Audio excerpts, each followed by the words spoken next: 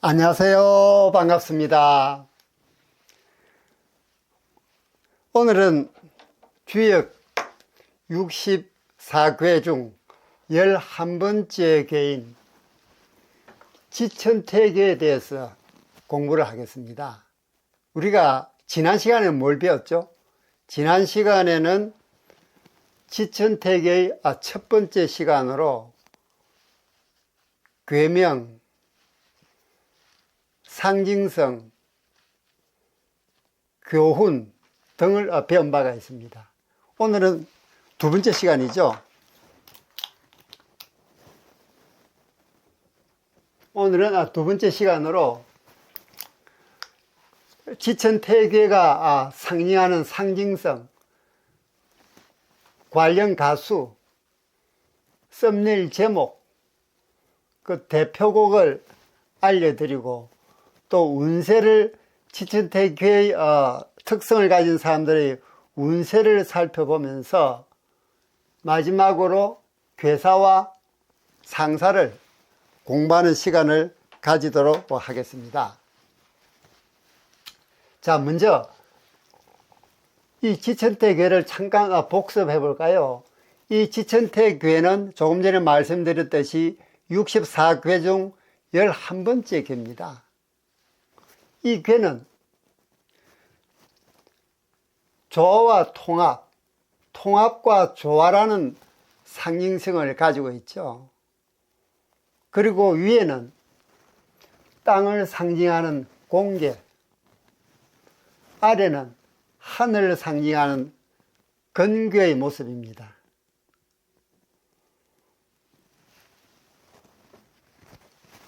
땅은 포용과 안정을, 아래에 있는 하늘은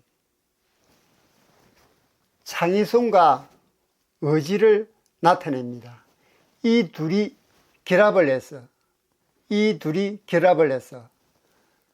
상극 간의 조화를 이루면 엄청난 번영을 가져온다, 또는 풍요로움을 가져온다 하는 것을 암시하고 있습니다. 그러면 이 태는 무슨 뜻입니까? 이 태의 뜻은 말 그대로 풍요로움.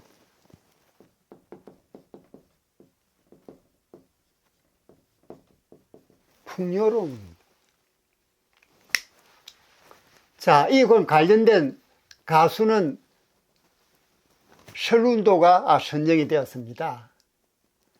이 설운도가 선정된 이유는 이 설운도가 어려운 시절을 보내면서 어떤 조화를 통해서 성공을 한 가수이기 때문입니다.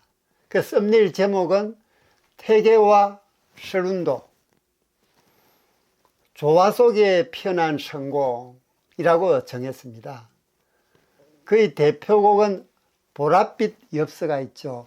보랏빛 엽서에 실려온 향기는으로 시작하는 보랏빛 엽서입니다. 이 태계의 특성을 가진 설운도를 비롯한 이 사람들의 운세를 잠깐 볼까요? 시운, 재운, 가정, 건강 네 가지로 나누어 봤습니다. 먼저 이 시운을 보기 전에 우리가 이 설운도가 조화 속에 피어난 이 성공이라는 그 제목을 가지고 여러분들에게 그 내용을 소개를 해드리겠습니다. 태계와 설운도, 조화 속에 피어난 성공, 성공한 사람들의 삶을 보면 강한 도전과 함께 조화로운 균형을 찾았다는 공통점이 있습니다. 오늘은 주역의 태계와 가수 설운도의 성공 스토리를 연결해 보겠습니다. 태계는 하늘이 아래에 땅이 위에 있는 조화롭고 원만한 상태를 뜻합니다. 또 강한 자와 유순한 자가 함께 어울려 하나가 될 때 진정한 번영이 찾아온다는 의미이기도 하죠. 서른도는 어린 시절 어려운 환경 속에서도 노래에 대한 꿈을 놓지 않았습니다. 밤무대에서 노래하며 실력을 쌓았고 마침내 잃어버린 30년이라는 노래가 큰 사랑을 받으면서 스타가 되었습니다. 그의 음악은 트롯과 대중가요의 경계를 허물고 남녀노소 모두가 공감할 수 있는 감성을 담아냈습니다. 태교의 핵심은 통합과 조화입니다. 즉 상징性통합과 조화죠. 서른도 역시 트롯과 팝 요소를 조화롭게 결합해 전 세대가 즐길 수 있는 음악을 만들었죠. 보랏빛 엽서, 여자 여자 여자, 삼바 여인 등 그의 대표곡들은 전통과 현대를 아우르며 조화를 이루었기에 꾸준히 사랑받고 있는 것입니다. 서른도의 성공은 단순한 유행이 아닌 다양한 음악적 요소를 융합하고 시대와 조화를 이루었기 때문입니다.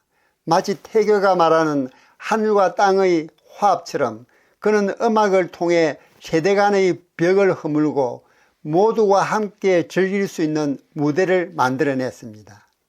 지금도 그는 새로운 도전을 멈추지 않으며 태교처럼 끝없는 번영과 안정된 균형 속에서 빛나고 있습니다. 조화 속에서 피어나는 성공, 태교처럼 서른도의 음악은 앞으로도 계속 될 것입니다. 지금까지 태교와 서른도, 즉 조화 속에 피어난 성공이라는 제목으로 여러분들에게 그 내용을 설명드렸습니다. 이제는 이 운세를 제가 제목만 발췌했습니다만 조금 더 자세하게 운세에 대해서 살펴보도록 하겠습니다. 먼저 시운입니다. 시운. 운이 트이며 모든 것이 순조롭게 흘러가는 시기입니다.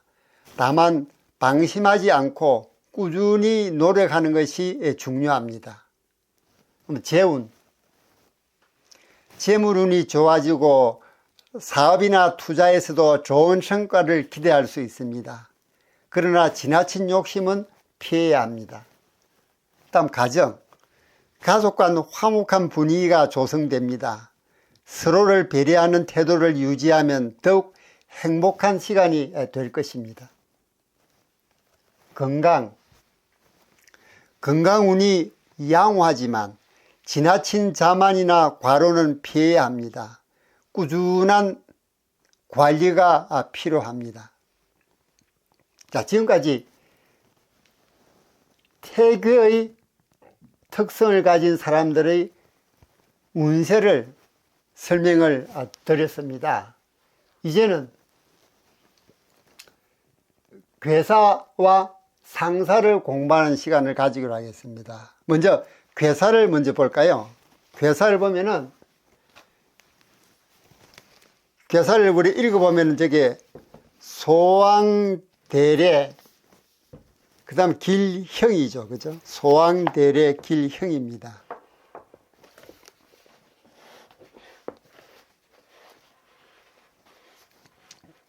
소왕대례 길형을 잠깐 볼까요?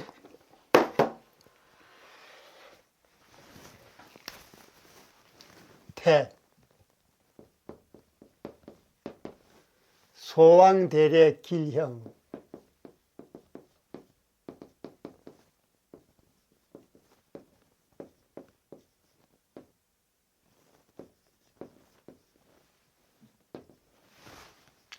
우리말로 해석하면은 작은 것이 가고 큰 것이 오니 길하고 형통하다. 한번 볼까요? 이거 보시면은 소왕대례, 작은 것이 가고 큰 것이 오니 길하고 형통하다 라고 우리가 해석을 할 수가 있겠습니다. 자, 우리가 이 괴상을 보면은 위에는 땅을 상징하는 곤, 아래는 하늘을 상징하는 근입니다. 먼저 음효는 무엇을 상징하느냐? 여기 보면은 이건 음효죠, 그죠? 음효는 무엇을 상징하느냐? 작은 것을 상징하고 소인을 상징합니다. 다음 양은 큰 것을 상징하고 군자를 상징합니다. 이 소인이니까 여기 대인이 나오면 좋겠지만 주역에서는 대인이라는 말은 여기에 쓰지 않죠. 소인이 반대되는 말은 군자입니다. 군자와 소인, 소인과 군자가 되겠습니다. 자, 이 음효가 작을 소와 소인의 상징하고 양효가 큰 대와 군자를 상징한다고 그러면 이 소왕대례는 작은 것이 가고 큰 것이 온다, 또는 소인이 가고 군자가 온다 라고도 해석할 수 있겠죠, 그죠? 그래서 이 소왕대례는 작은 것이 가고 큰 것이 온다, 또는 소인이 가고 군자가 온다, 그래서 길하고 형통하다 라고 우리가 해석을 할 수가 있는 것입니다. 자, 여기서 내개가 근이죠. 외개가 곤입니다. 안쪽에 있는 것을 내괴, 바깥쪽에 있는 것을 우리가 외괴라 하죠, 그죠? 그래서 내괴와 외괴가 이렇게 자리하고 있습니다. 자, 그러니 내괴, 즉 안쪽은 양효 세개로 구성되어 있으니까 큰 거고 부유하고 풍성합니다. 반대로 상계는 음효 세개로만 구성되어 있으니까 음효를 상징하는 작은 것, 작은 것이 세개니까 거의 없는 것이죠. 비어 있습니다. 풍부하고 비어 있습니다.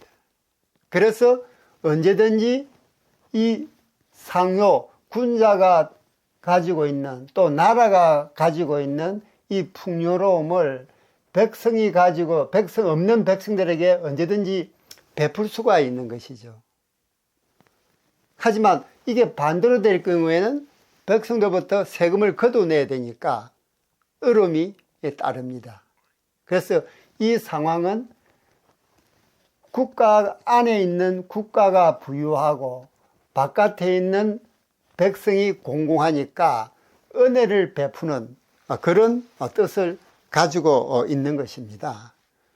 그래서 이 괴사가 우리에게 주는 암시는, 이 괴사는 부정적인 요소가 사라지고 이 음효는 부정적인 것으로 우리가 상징할 수가 있죠. 이건 양효는 긍정적인 것으로 상징을 할 수가 있습니다. 그래서 부정적인 요소가 바깥으로 사라지고 긍정적인 요소가 안으로 들어오고, 또 소인이 바깥으로 나가고 군자가 안으로 들어오니까 어려움을 극복하고 새로운 기회가 도래된 것을 암시합니다.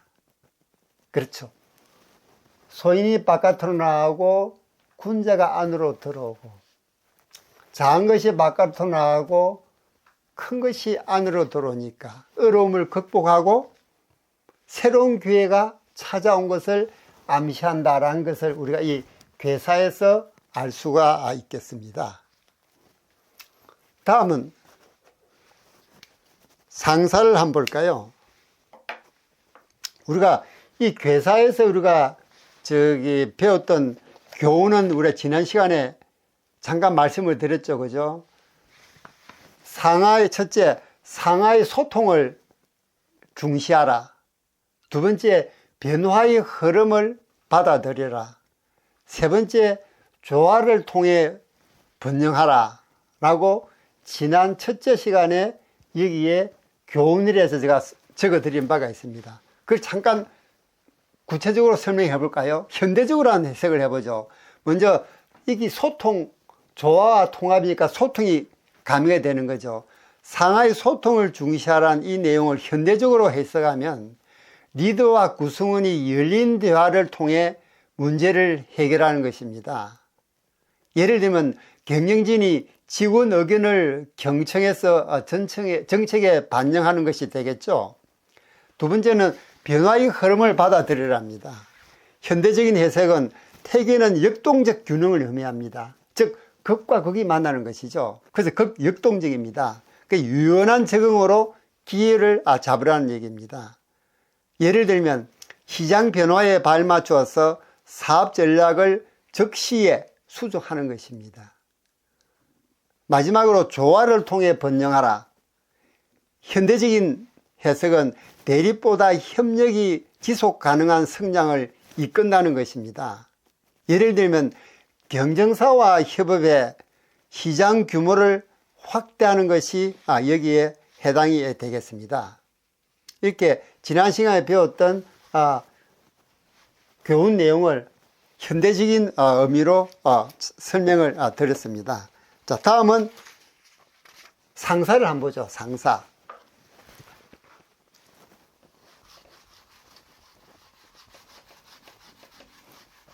이 상사 내용은 조금 후 설명을 드리겠습니다만, 일설에는 이 상사 내용은 주역에서 유래된 게 아니고 하나라의 연산력에서 유래되었다라는 설이 있습니다.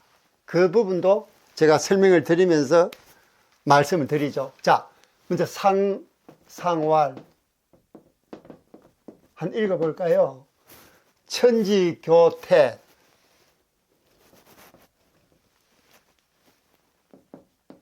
천지교태,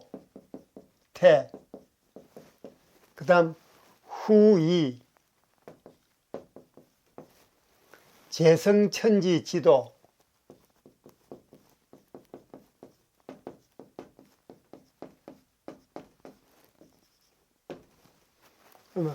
보상천지지이,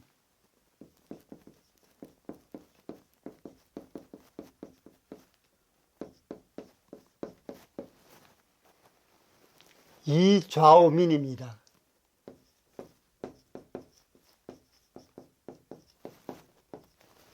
이렇게 읽을 수가 있겠죠.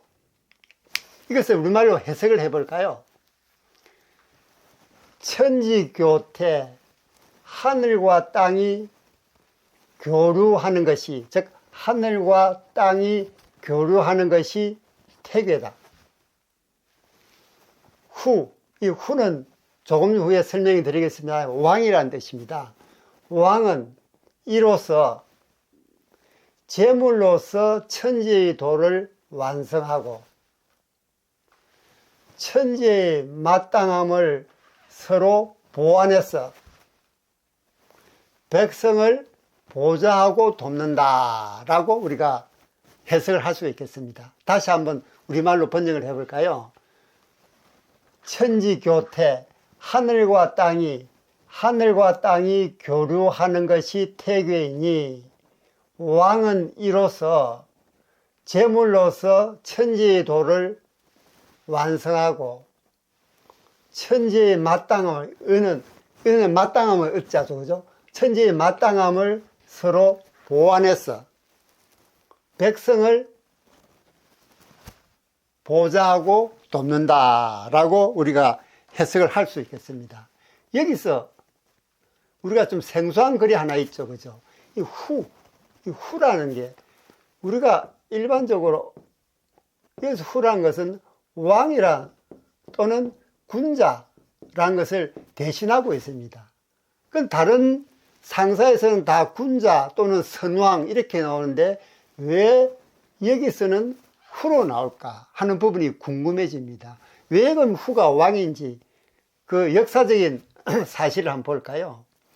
하나를 시조는 우임금입니다. 우임금. 우임금이 치수사업을 담당했죠. 그래서 치수사업이 성공하면서 이것을 계기로 우임금이 하나라의 시조가 되는 것입니다.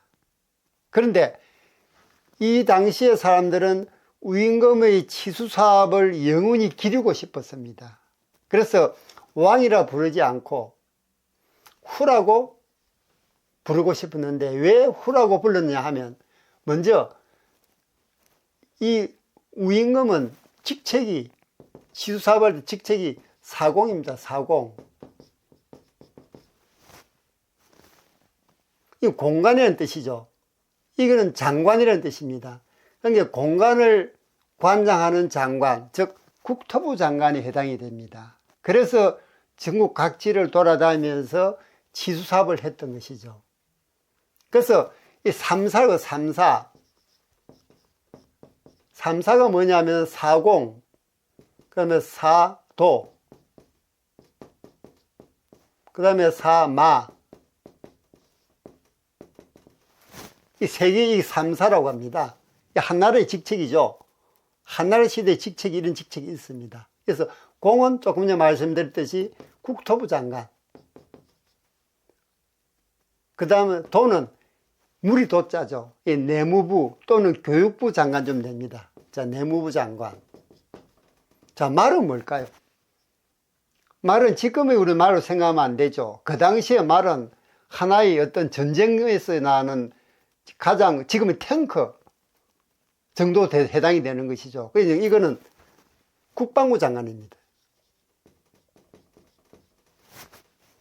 그래서 우임금은 이게 사공에 해당된, 국토부 장관에 해당하는 사공이었죠. 그래서 이 치수사업에 성공한 것을 오래오래 기르고 싶으니까 왕이라는 말을 쓰는 대신에 이 사자를 쓰고 싶었습니다. 근데 이 사자는 장관이라는 뜻하니까 이 사자를 쓸 수 없는 거지 않습니까? 그래서 이걸 살짝 자리를 바꿉니다. 이 자리를 거꾸로 바꿔서 후자를, 사자를 후자로 바꾼 것입니다. 그래서 후란 말은 왕이나 군자라는 뜻인데, 여기 상사에서 후가 나오는 것은 주역 64개 중에서 후가 딱 두 군데 나옵니다. 하나는 지금 보는 지천택에 하나 나오고, 두 번째는 44번째인 천풍국예를 보시면은 여기에 후가 나옵니다. 이렇게 이 후자는 한나라 시대의 연산력을 바탕으로 해서 이 후가 나온 것이란 것을 우리가 여기서 알 수 있으니까, 이 상사 내용은 제가 조금 전에 말씀을 드렸듯이 주역의 산물이 아니라 연산력의 산물이라고 하는 설이 파다합니다. 그래서 그 이유는 이 후라는 용어를 왕 대신에 쓰는 상사의 내용 때문에 그런 것이죠. 그래서 지금도 일부 하격자들은, 즉 주역을 공부하는 하격자들은 상사 내용, 즉 대상전의 내용은 주역의 영역이 아니고 하나라 연산력에서 흘러나왔다라고 얘기를 하고 있는 것입니다. 자, 다음 이제 후가 우리 배웠으니까 이번에는 이제 재성천지 지도를 한번 볼까요? 재성천지 지도. 재성천지 지도죠, 그죠? 제물로서 천지의 도를 완성한다 라고 되어 있습니다. 이걸 이제 우리가 보시게 되면은 경제적 관점에서 봤을 때, 경제적 관점에서 지하를 많이 것이, 조금 전에 제가 말씀드렸을 때 양은은 큰 것이라 그랬죠. 그리고 음효는 작은 것을 의미한다고 말씀을 드렸습니다. 그래서 이 제물로서 천지의 도를 완성한다고 했으니까, 여기서 경제적 관점으로 볼 때 양효는 재물이 풍부한 것, 음효는 재물이 적은 것을 의미하게 됩니다. 따라서 하객근은 조금 전에 설명드렸듯이 재물이 풍부한 것을 얘기합니다. 왜? 큰 것을 상징하는 양효가 3개나 있으니까요. 반대로 상괴는 음효만 3개입니다. 적은 거죠. 적은 것이 3개 겹쳐져 있으니까 아주 허합니다. 없습니다. 부족합니다. 이는 국가는, 안에 있는 국가는 부유한데 바깥에 있는 백성들은 가난한 것이죠. 그래서 국가가 백성들에게 은혜를 베푸는 것입니다. 자, 여기서 우리가 물상으로 이 부분을 해석해 볼까요? 재성천지 지도. 물상으로 보면은 먼저 근은,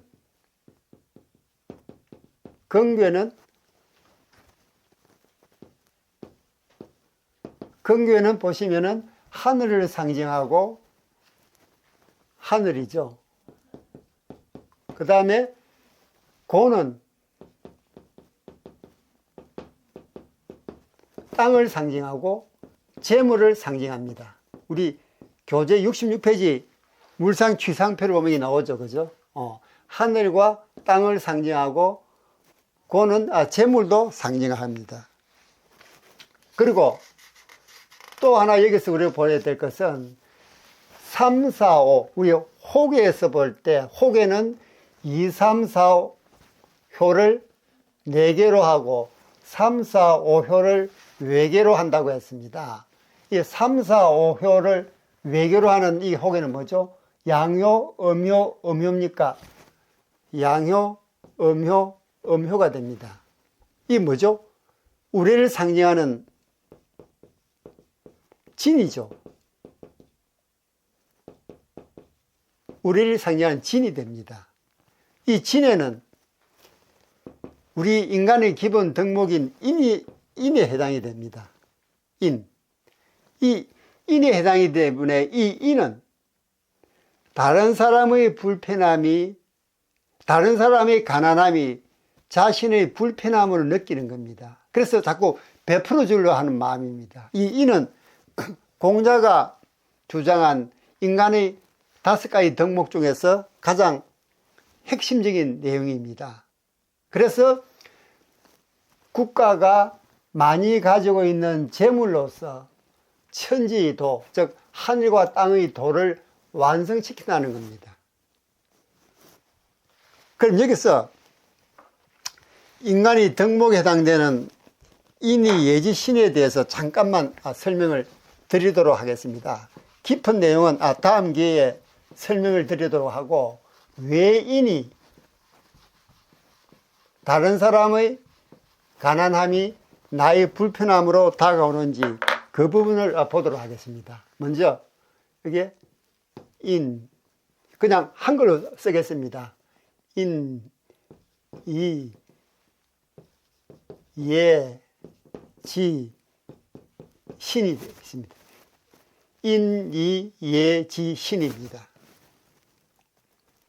자, 이 인은 우리 괴로 표시하면은 방금 우리가 봤던 3, 4, 5효로 구성된 진입니다. 징계가 여기 해당이 되죠. 그 다음에 은은 태가 해당이 됩니다. 연못을 상징한 태계가 여기 해당이 됩니다. 예는 불을 상징한 이가 해당이 됩니다. 이. 지는 물을 상징하는 감이 해당이 되죠.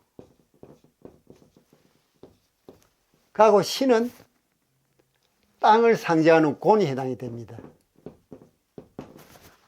자, 인이 예지 신이라는 인간의 5가지 덕목을 괴로 표시하면 이렇게 되는데, 이게 우리나라 사대문하고 관련이 있다는 걸 여러분 아시죠? 그죠? 자, 먼저 우리가 동대문, 이 주역에서는 이게 동쪽이고 이게 서쪽이고 위가 남쪽이고 아래가 북쪽입니다. 이게 북쪽입니다. 우리는 동, 서, 남, 북으로 되어 있는데 주역에서는 동, 서, 남, 북 이렇게 방향이 정해집니다. 자, 여기서 우리가 동대문이면 동대문 그죠? 동대문 우리가 뭐라 부르죠? 흥인지문이에요. 흥인지문. 이 바로 인자입니다. 우리 서대문은 뭐라 부르죠? 돈이문이라 하죠. 돈이문. 돈이문은 인자입니다. 다음 남대문은 숭례문이에요. 숭례문. 얘가 여기 나옵니다.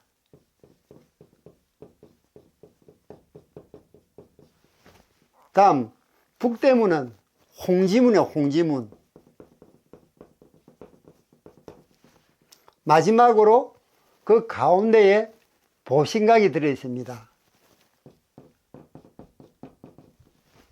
이렇게 인, 이, 예, 지, 신을 따서 인간의 5개 덕목을 따서 우리 서울에 있는 사대문의 이름을 정하고 그 가운데 땅을 상징하는 믿음, 즉 신자를 가운데 딱 박아두었습니다. 이렇게 우리 서울을 완성한, 서울을 설계한 정도전은 이렇게 인간의 5가지 덕목을 우리 서울의 각각 요소에 배치를 했던 것입니다.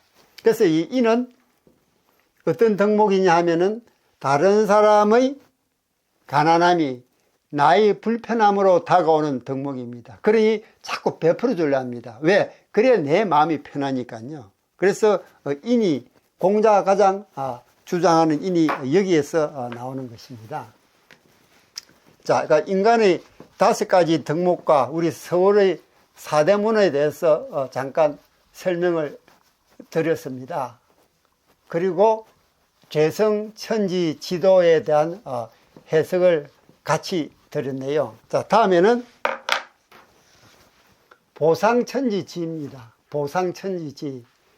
하늘의 마땅함을 서로 도와서 라고 해석이 되겠습니다. 이 이란, 이가 이죠, 그죠? 이 마땅하면 마땅함.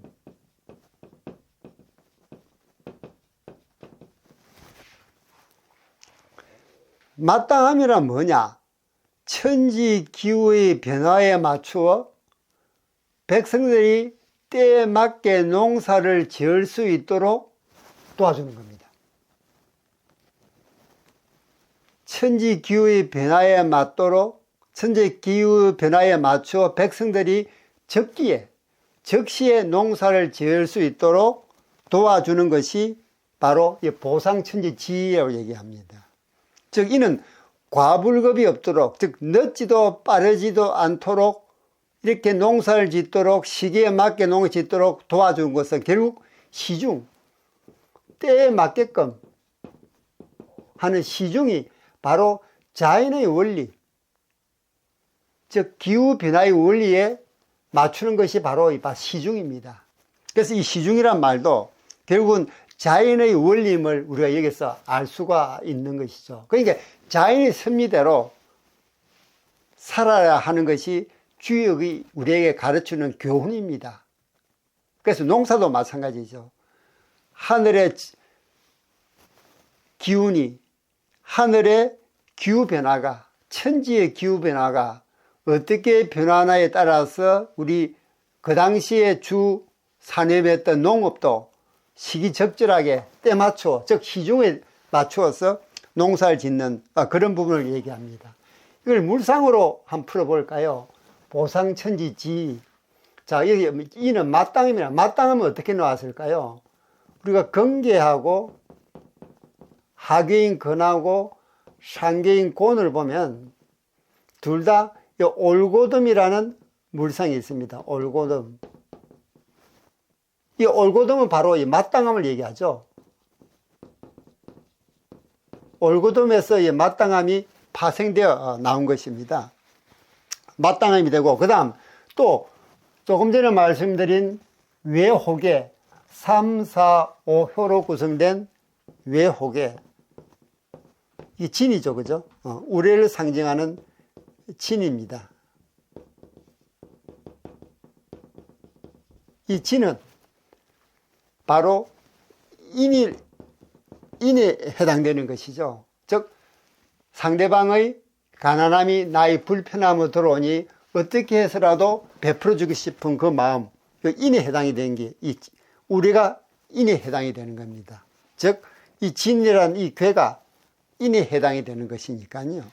그래서 모습이 있으니까 천지의 마땅함을 이 천지의 마땅함 근계와 공계의 물상에서 열 수 있죠. 그죠? 그 다음에 도와준다는, 서로 도와준다는 얘기는 인이라는 징귀에서 물상을 따온 것입니다. 다음은 이 좌우민을 볼까요? 백성을 보좌하고 돕는다 라는 해석을 할 수가 있겠습니다. 이 좌우민을 보면은 백성을 보좌하고 돕는다. 여기서 좌우는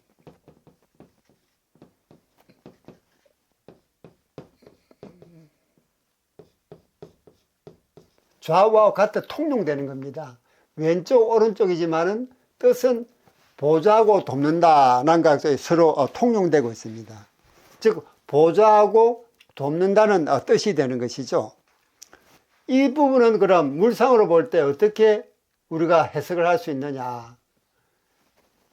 보좌하고 돕는다. 자, 먼저 물상으로 보면은 하괴근이죠, 그죠?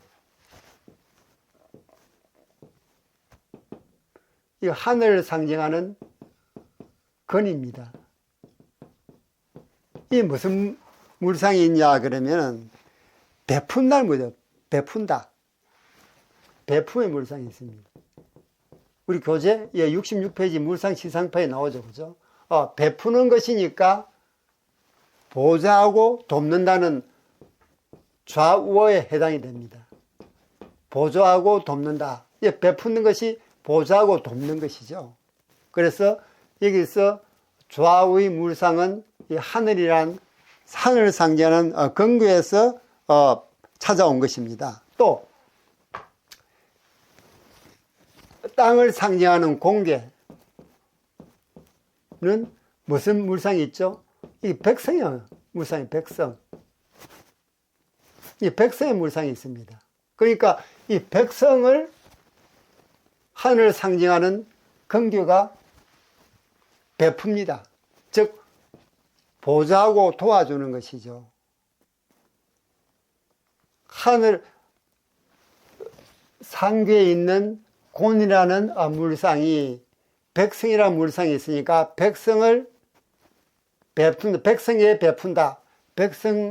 백성에게 베풀어서 보좌하고 돕는다라는 물상이 여기서 나오는 것입니다. 이렇게 이 좌우민은 백성들을 보좌하고 돕는다는 그 뜻이 이런 물상에서 나왔다 하는 부분을 말씀드릴 수가 있겠습니다. 지금까지 태교의 상징성, 유황가수, 썸네일 제목, 대표곡, 운세를 말씀드렸고 괴사와 상사까지 말씀을 드렸습니다. 이 상사 내용을 보면은 이 상사가 우리에게 암시하고 있는 것은 어떤 지도자의 역할을 얘기하고 있습니다. 지도자는 이렇게 해야 된다. 그래서 보면 여기 후라든지 제가 말씀드린 저기 후란 이 자리에 후가 오고 어떤 대부분이 군자가 오죠. 군자. 다음에는 선왕이라는 게 나옵니다. 이렇게 지도자가 여기 등장하면서 어떻게 해야 된다라는 것입니까?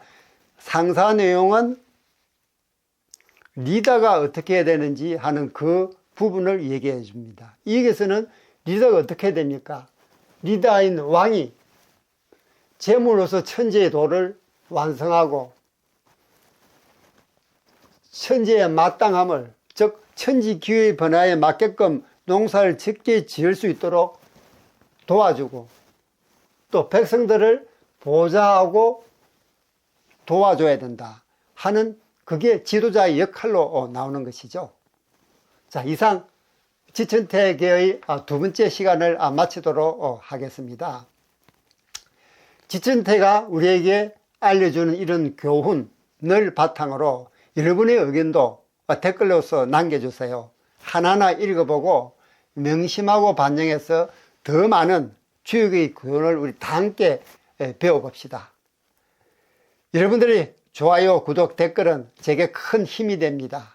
저는 다음 시간에 더 좋은 영상으로 여러분을 찾아뵙도록 하겠습니다. 여러분 안녕.